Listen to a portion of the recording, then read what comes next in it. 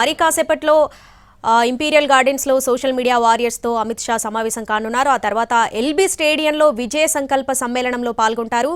ఇక LB stadium దగ్గర నుంచి పూర్తి అప్డేట్స్ మా ప్రతినిధి మహేష్ అందిస్తారు. మహేష్,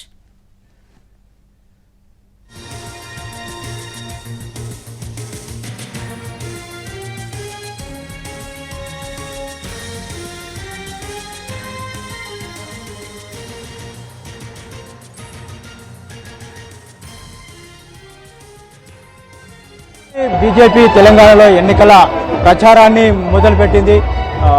ఈ నెల మొదటి వారంలోనే మోడీ రాష్ట్రానికి వచ్చారు. 2 బహిరంగ సభల్లో పాల్గొని ఎన్నికల సంకరాన్ని పూరించినటువంటి నేపథ్యం. ఈరోజు నంబర్ 2 అమిత్ షా రాష్ట్రానికి వచ్చారు. బీజేపీ సంబంధించినటువంటి కార్యక్రమాల్లో ఆయన పాల్గొనబోతున్నారు. మొదట బీజేపీ సోషల్ మీడియా వాలంటీర్లతో ఏర్పాటు చేసేటువంటి సమ్మేళనంలో ఆయన పాల్గొని బీజేపీ శ్రేణులకి ఆయన మార్గనిర్దేశనం చేయనున్నారు. ఆ తర్వాత ఎల్బీ స్టేడియంలో ఏర్పాటు చేసినటువంటి విజయ సంకల్ప సమ్మేళనంలో ఆయన పాల్గొనబోతున్నారు. ఏదైతే ఈ సమ్మేళనానికి బూత్ కమిటీ అధ్యక్షులు ఆ పై స్థాయి కార్యకర్తలను నేతలని సమ్మేళనానికి ఆహ్వానించారు. బీజేపీకి సంబంధించినటువంటి నేతలు కార్యకర్తలు ఈ ఎల్బీ స్టేడియంకి ఇప్పుడిప్పుడే చేరుకుంటున్నటువంటి నేపథ్యము. మరి కాసేపట్లో ఇంపీరియల్ గార్డెన్లో కార్యక్రమం ముగిసిన తర్వాత ఇక్కడికి ఆయన వచ్చి బూత్ సమ్మేళనంలో పాల్గొంటారు.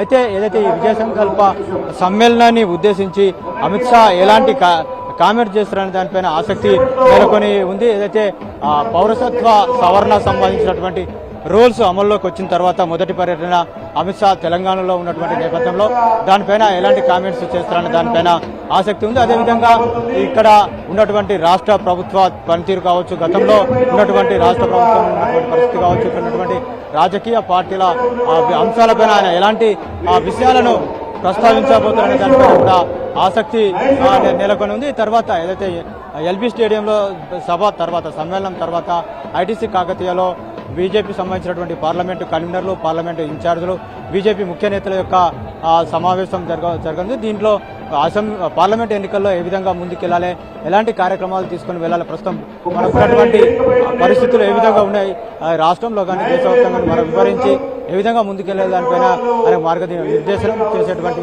అవకాశం ఉంది.